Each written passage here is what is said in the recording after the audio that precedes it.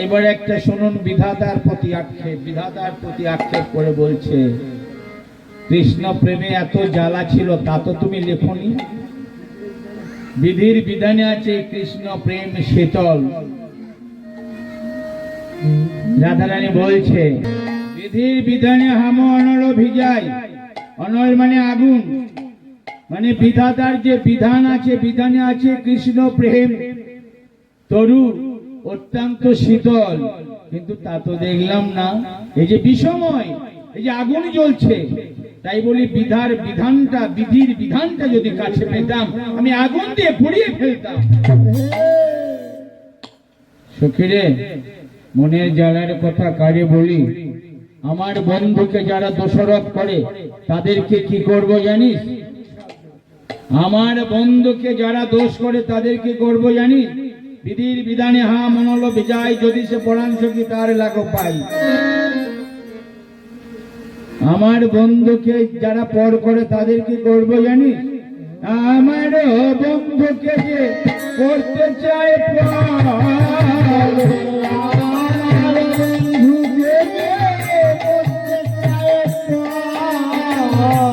আমি একটু অভিশাপ দেব, তাদের অভিশাপ দেব। কি অভিশাপ দেব জানিস? দিন দুপুরে যেন পুরে তাহার ঘর,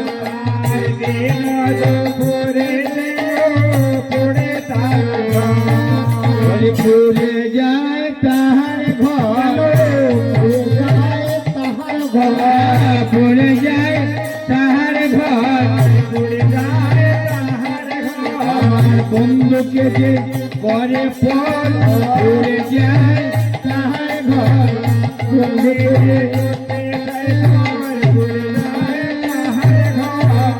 বন্ধুকে যে করে পর যেন পড়ে তাদের ঘর। রাধারানী অভিশাপ দিচ্ছে, যারা আমার বন্ধুকে ভালোবাসে না, আমার বন্ধুকে যারা পর করে, অর্থাৎ কৃষ্ণকে যারা পর করে, যেন তাদের ঘরটাই পড়ে। আর সত্যি তাদের ঘর পড়বে। যারা ভগবানকে ভালোবাসে না তাদের ঘর পড়বেই পড়বে। তুলসীদাসের একটা কথা, আমরা এ জগতে বহু অর্থ উপার্জন করি, বহু বিদ্যা অর্জন করি। বিদ্যা, অর্থ, দেহ, মন, প্রাণ সব যখন কৃষ্ণ চরণে সঁপে দেওয়া হয় তখনই সেই অর্থের শোভা বৃদ্ধি করে, তখনই সেই বিদ্যার গুণগত মানের আসল পরিচয় হয়। তখনই এই দেহ, এই শ্রীকৃষ্ণের দেয়া যে দেহ, মন, প্রাণ, জীবন, যৌবন সার্থকতা তখনই হয় যখন কৃষ্ণ চরণে নির্মাল্য করে দেওয়া হয়, নিবেদন করা হয়। তুলসীদাস বললেন না, ধন কো শোভা ধর্ম হেও, কুল কো শোভা শীল, জল কো শোভা কমল হেও, দল কো শোভা পীর। প্রচুর অর্থ আছে বহু মানুষের, কিন্তু অন্যান্য কাজে ব্যয় করবে, কিন্তু ধর্মের কাজে কেউ ব্যয় করবে না। কিন্তু বলছে সেই অর্থের শোভা তখনই বৃদ্ধি পায়।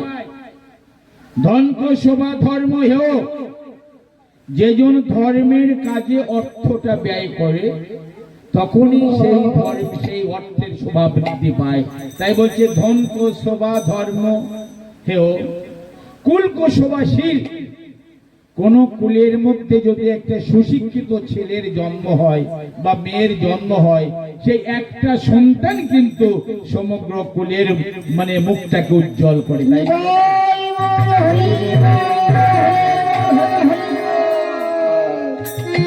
কুলের মধ্যে, একটা বংশের মধ্যে যদি একটি সন্তান সুশিক্ষিত হয়, কেউ ডাক্তার হয়, কেউ প্রফেসর হয়, কেউ ইঞ্জিনিয়ার হয়, কেউ যদি কৃষ্ণ ভক্ত হয়, সেই সন্তান বংশের মুখটা রক্ষা করে।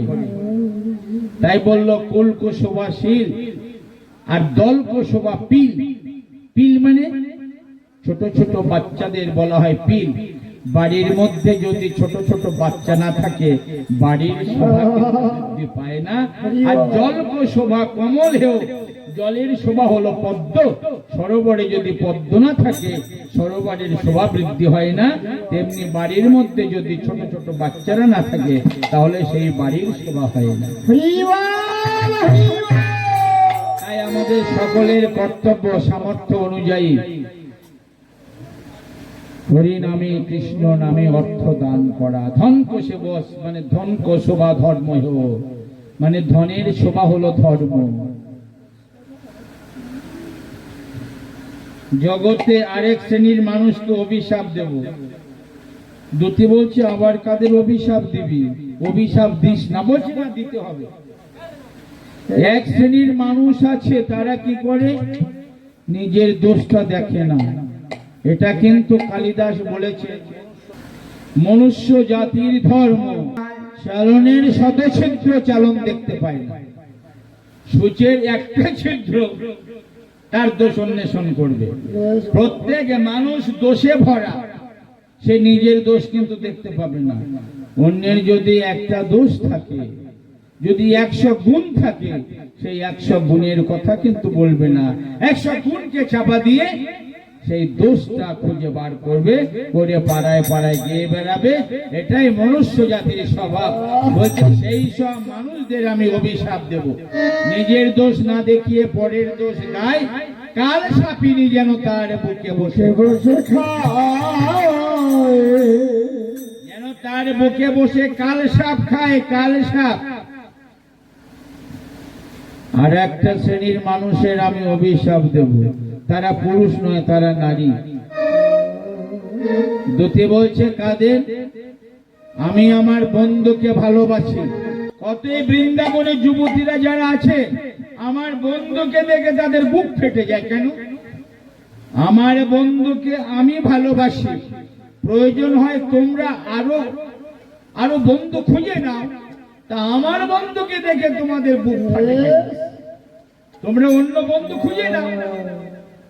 বলছে কত না যুবতী আছে গোকুল নগরে, আমার বন্ধুকে দেখে বুক ফাটি মরে, তাদের আমি অভিশাপ দেব। চণ্ডীদাস পদকর্তা বলছে কেন তুমি অভিশাপ দেবে? একটা ভালো ফল দেখলে সবাই খেতে চায়, কিন্তু সবাই কি পায়? গ্রামে যদি একটা সুন্দরী সুশিক্ষিতা মেয়ে থাকে, ভালো বাড়ি, তাকে অনেকেই পেতে চায়, কিন্তু সবাই কি তাকে পাবে নাকি? একজনই পাবে। আবার গ্রামের মধ্যে যদি সুশিক্ষিত একটা ভালো মর্যাদা সম্পন্ন ঘরে ছেলে থাকে, অনেক মেয়েরাই তাকে পেতে চায়, তা সবাই কি পায়? তা তোমার বন্ধুকে সবাই পেতে চায়, তা সবাই কি পায়? বলছে তোমার বন্ধু তো তোমার আছে, তুমি মিছামিছি গালি দিচ্ছ কেনে? বলি তোমার বন্ধু তোমার আছে, দেখো তোমার বন্ধু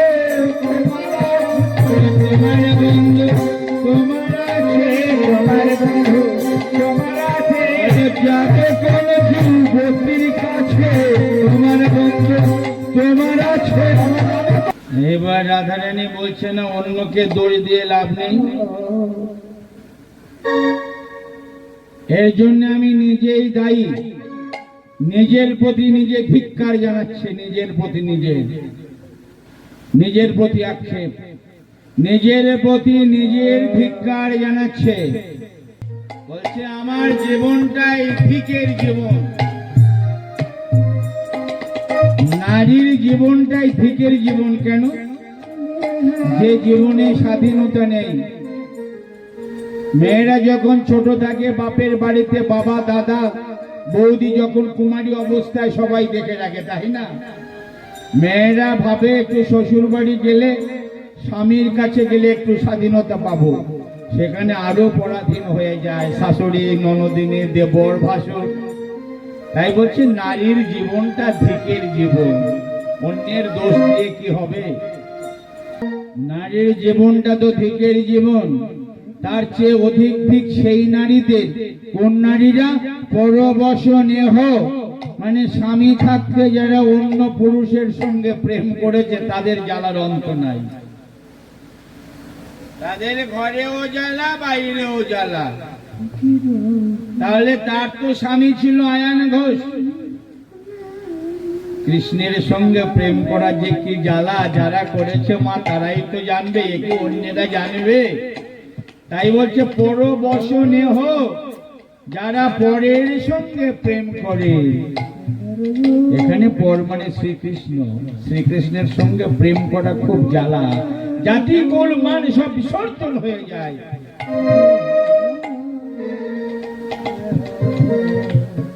পরবশনে হোক আমার এই তাপিত প্রাণকে, পরবশনে হোক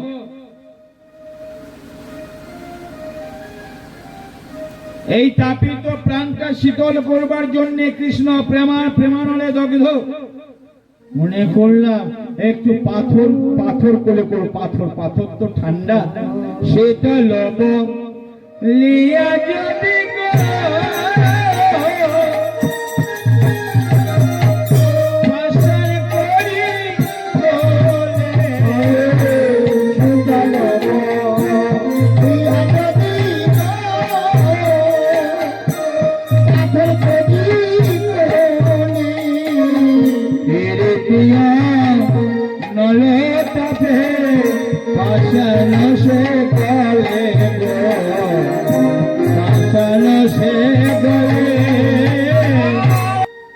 তাপিত প্রাণকে শীতল করবার জন্য ভাবলাম যে একটু পাথর তো ঠান্ডা, একটু পাথর কোলে করি, পাষাণ মানে পাথর, শীতল বলিয়া যদি পাষাণ করি কোলে, পীড়িতি অনল তাপে প্রেমের আগুনে পাষাণ সে গলে, মানে পাথর পর্যন্ত হয়ে যায়।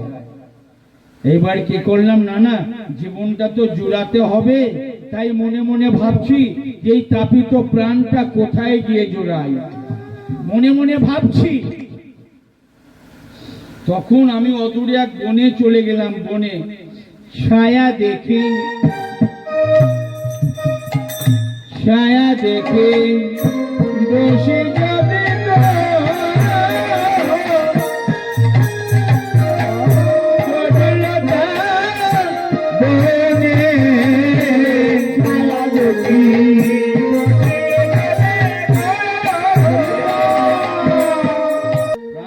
জুড়ানোর জন্য বনের মাঝে গিয়ে বসলাম গাছের ছায়ায়, যেখানে লতা পাতা বেষ্টিত জঙ্গল বন, সেই বনের মধ্যে বসলাম। আমার প্রেমের তাপে সেই লতা পাতা সব পুড়ে ছাই হয়ে গেল। কৃষ্ণ প্রেমের কি জ্বালাটা দেখলেন তো, জ্বলিয়া উঠয়ে লতরু লতা পাতা শুনে। তখন আমি আর কি করব, প্রাণটা কোথায় জুড়াবো? অবশেষে ভাবলাম যমুনার অগাধ জলে আমি ঝাঁপ দেব।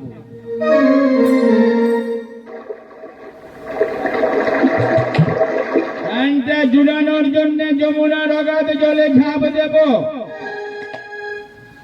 যমুনার জলে যদি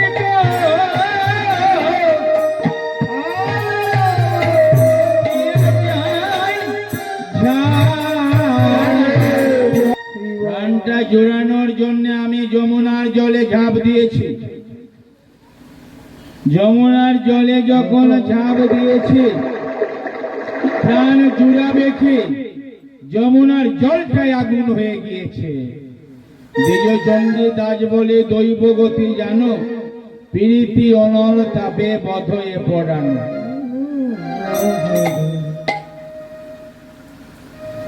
এমনি করে সখীদের সঙ্গে বলছে, আর কাকে বা দোষ দেব?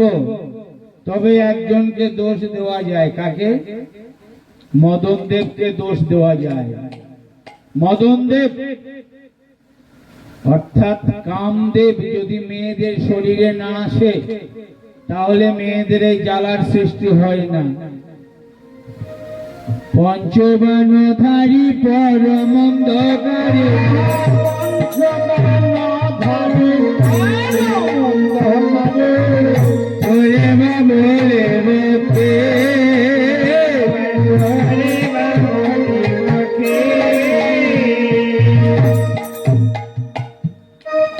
ছোটবেলায় আমরা পড়েছি না, একে চন্দ্র দুয়ে পক্ষ, তিনে নেত্র চতুর্বেদ পঞ্চবান।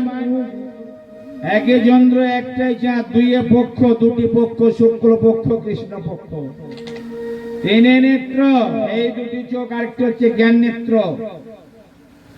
চতুর্বেদ বেদ কটি? চারটি, ঋক শেষ, ঋক শ্যাম, যজুর, অথর্ব। বান হলো 5টি। এই পঞ্চবানটা কি মদন দেবের? মদন মাদন মোহন শোষণ স্তম্ভ। 5টি বান, 5টি বাণী, একটি বাণী ত্রিভুবন জর্জরিত হয়। আমার কাছে 5টি বান। মদনের কাজ কি? ধ্বংস করা, ক্ষতি করা।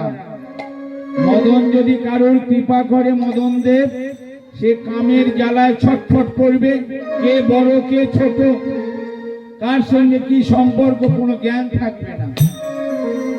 অতএব মদন মোহনের কৃপা হলে মদন দেব কিন্তু তখন পরাস্ত হয়ে যাবে।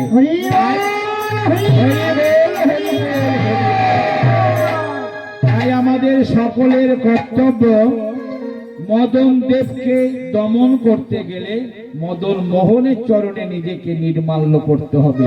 নির্মাল্য মানে প্রসাদী করে দেওয়া, উৎসর্গ করে দেওয়া, মানে যাকে ইংরেজিতে বলে কমপ্লিট সারেন্ডার, মানে পূর্ণ নিবেদন। মদন দেবের কাজকে ধ্বংস করা। মদন দেবের কৃপা হলে ধ্বংস, আর মদন মোহনের কৃপা হলে সৃষ্টি। পঞ্চবানধারী পরমন্দকারী, তুই পরের মন্দ ছাড়া ভালো জানিস না, তোরে বলিব কি? তোরই আকর্ষণে পীড়িতের ফাঁদে আমি যে প্রেমটা করেছি, যদি তুই আকর্ষণ না করতিস আমি প্রেম করতাম না। আমি শিখে কি আছি? মনের মাঝারে পশিয়া নারী,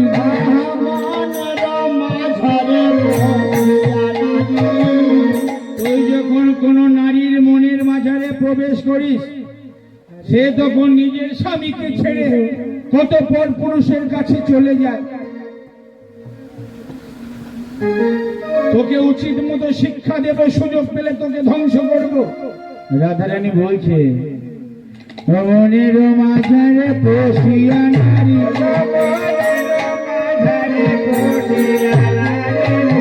শরম করলে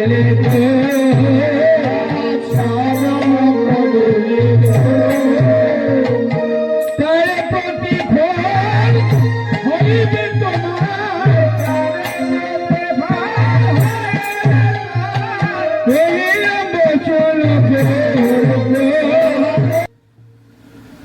যেসব মেয়েরা চরিত্রহীন হয়ে যায়, মানে কামদেবের কৃপা হয়।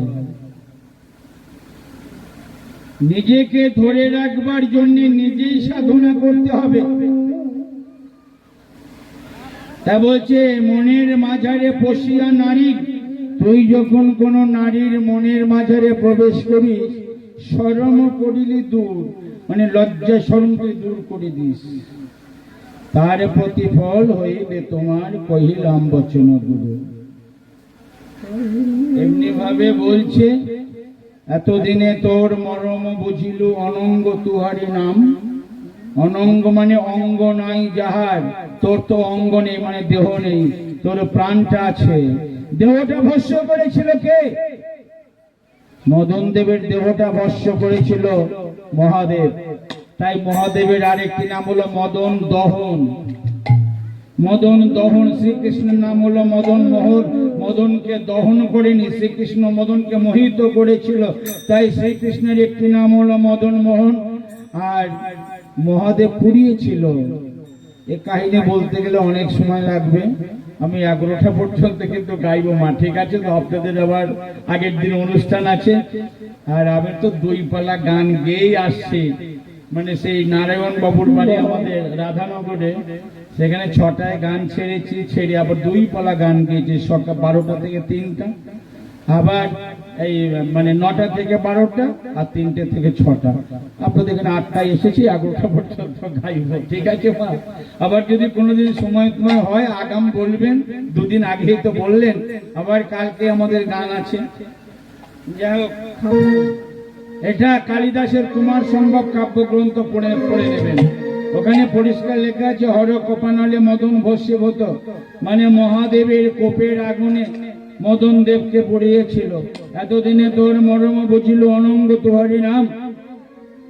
অঙ্গ বা থাকিলে আর কি হইতো, কি জানি তুই কোনো কাম? তোর অঙ্গ নেই তাই তুই এই করছিস, আর অঙ্গ থাকলে তুই কি করতিস? এই কথা সখীদের সঙ্গে সব বর্ণনা করছে, আর পেছন থেকে কুটিলা কুট মন নিয়ে শুনছে। হঠাৎ এসেছে, এসে বলছে, একই বড় মাদন আই গো সখী, একই বড় মাদন আই বলে, একই বড় মাদন আই গো সখী, একই বড় মাদন। কথাটা হবে রাই, কিন্তু বললো আই, তার মানে এত রেগে গিয়েছে ভাষা আর স্পষ্ট হলো না।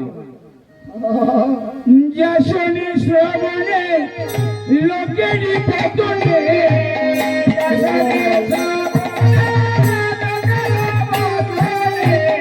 তাহাই দেখিতে পাই গো সখী, তাহাই দেখিতে চাই।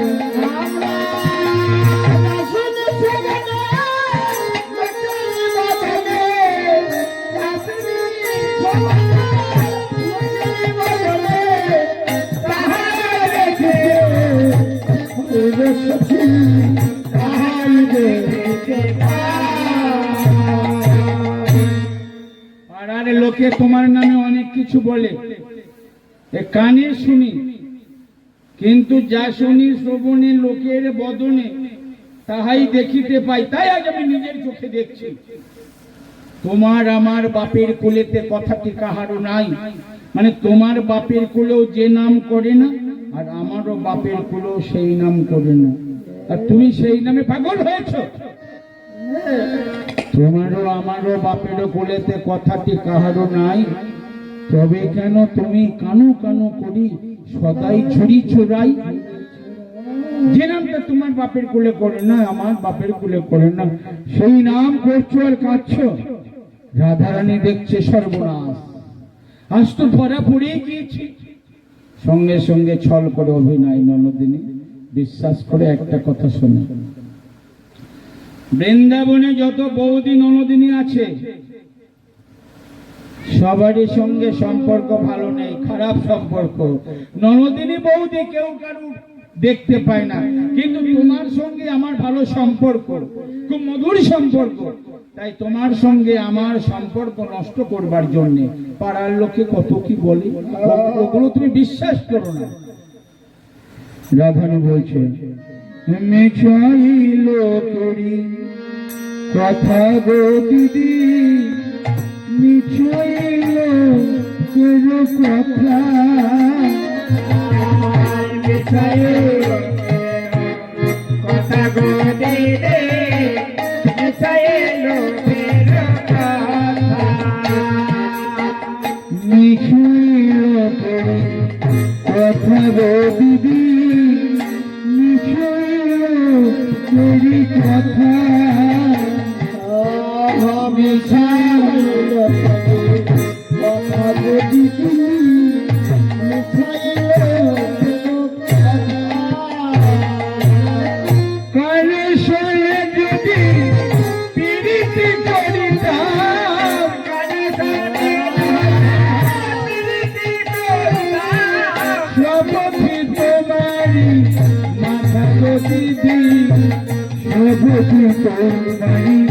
মাথা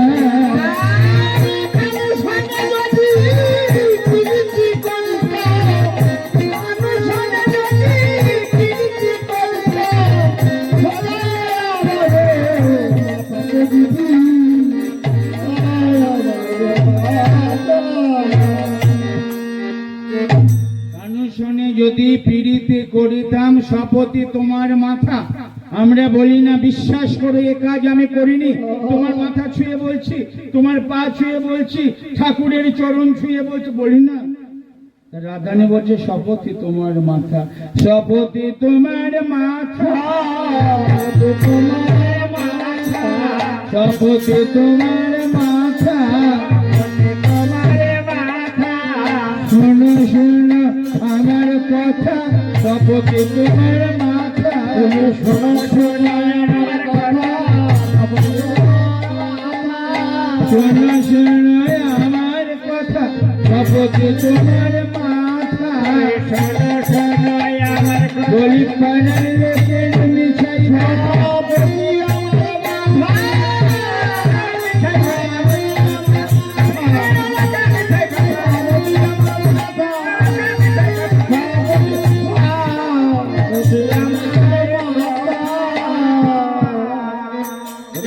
মিথ্যা কথা, যা পাড়ায় পাড়ায় শুনে সে চোখে দেখছে।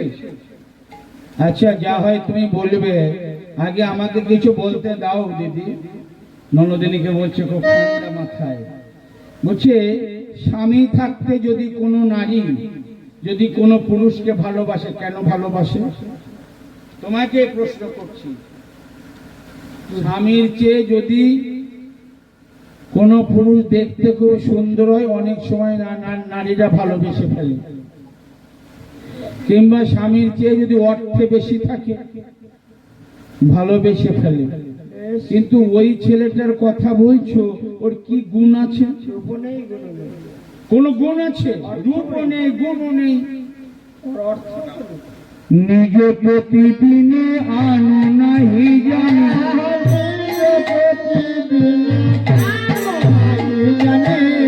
স্বামী শুয়া মারে ভালো,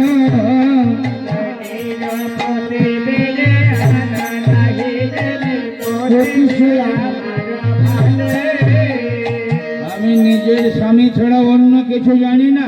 স্বামী সে আমার ভালো, কোনে কোনে বলো রাখালো ভজিব,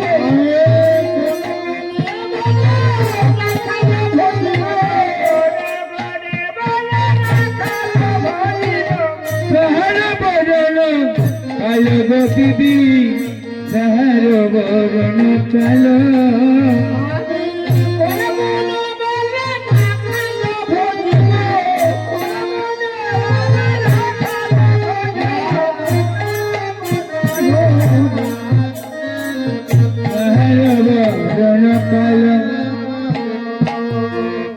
আমার স্বামী কত সুন্দর, রংটা যেন সোনার বরং, কি সুন্দর দেখতে। আমার প্রচুর পয়সা আছে, ব্যবসা করে। আমি কেন ভজব কালো,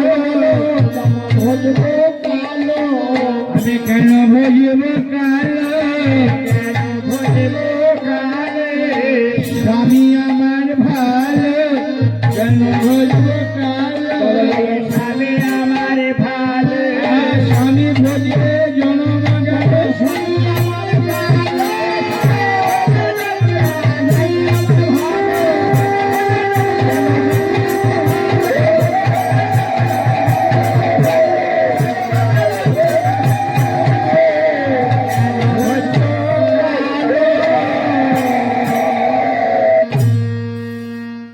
কথায় বলে সমানে সমান হলে সেও বটে। রাজনন্দিনীর সঙ্গে কি রাখাল খাটে? আমি রাজনন্দিনী সে রাখাল ছেলে। আবার আমার গলায় সব মণি মুক্তার আভরণ, তার গলায় কিছু আছে নাকি? গুঞ্জমালা গাছি, মানে বনফুলের মালা। মণি মুক্তার রাহি আভরণ, মণি মুক্তার রাহি আভরণ, রাজনী বনের ফুলে আমার সাজায় বনের ফুলে, চুড়ের উপরে আমার গুঞ্জনে, চুড়ের উপরে আমার গুঞ্জনে,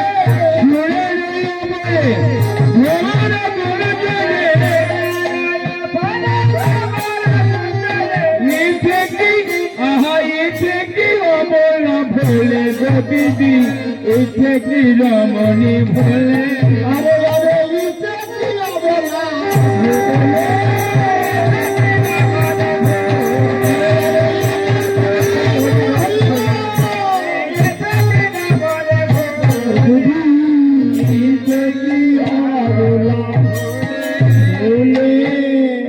ভোলে কি রমণী,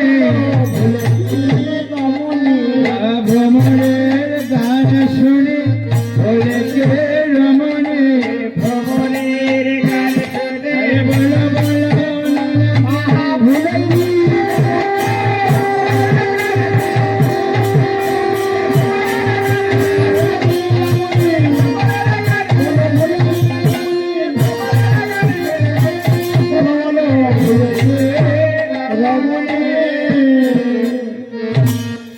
আমরা অনেক সময় বলা বলি করি ছেলেটি ভালো, একজন বলে কিসে ভালো, কি গুণ আছে, তখন আমরা বলি গুণ নাই বা থাক, দোষ তো নাই।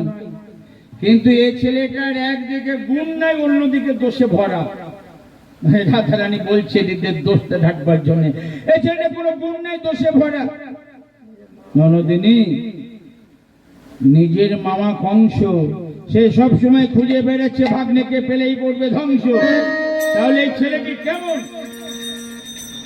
রাজা হইয়া যারে দেখিতে না পারে, রাজা হইয়া যারে দেখিতে না পারে।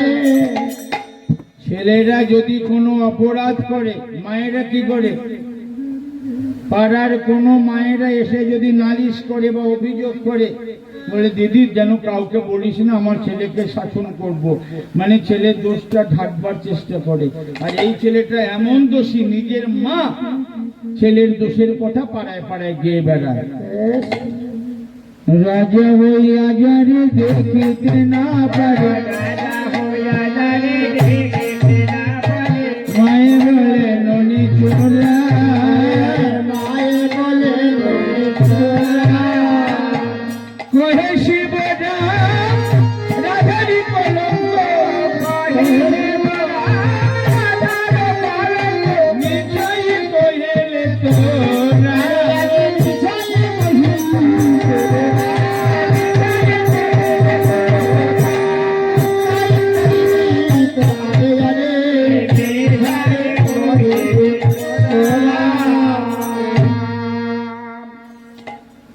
মা পাড়ায় পাড়ায় বলে, বলে দে না তোরা, বলে দে না তোরা, বলে দে না তোরা, বলে দে না তোরা, পথে গেল ননি চোরা, বলে দে না তোরা, পথে গেল ননি, বলে দে না তোরা, পথে গেল ননি চোরা, বলে দে না তোরা, পথে গেল ননি চোরা।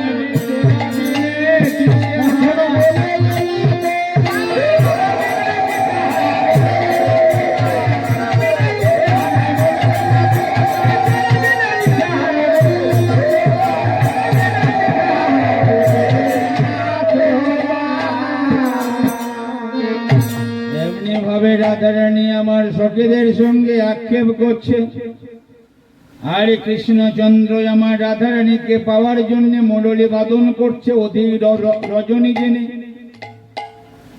এইবারে মুরলীর ধ্বনি শুনে সখীগণে আমার রাধারানীকে সঙ্গে করে নিয়ে চলেছে। এবার নবরের অরুণ ঝোলো পড়ে গেল সারা,